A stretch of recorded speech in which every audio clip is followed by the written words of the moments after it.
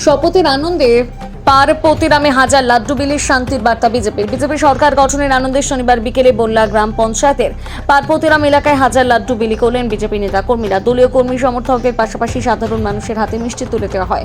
গোটা এলাকা জুড়ে উৎসবের আবহ তৈরি হয়। বিজেপি কর্মীদের আনন্দ মিছিল, স্লোগান এবং উচ্ছ্বাস লক্ষ্য করা যায়। স্থানীয় বিজেপি নেতা সঞ্জিত মণ্ডল এই বিষয়ে কি বলেছেন, পাশাপাশি বিজেপি নেতৃত্বের কি দাবি শোনাবো।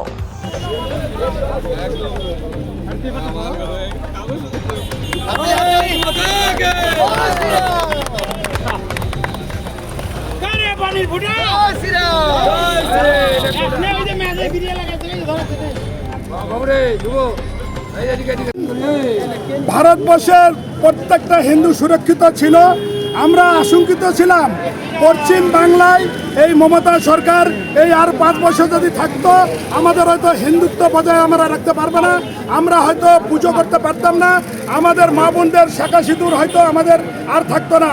এই কারণে ভগবান বলেছে পশ্চিম বাংলায় এবার ভারতের জনতা পার্টির বিপুল ভোটে ক্ষমতায় এসেছে। হিন্দু সমাজ আমাদের বেঁচেছে বেঁচেছে বেঁচেছে। আর একবার বলছি, জয় শ্রীরাম,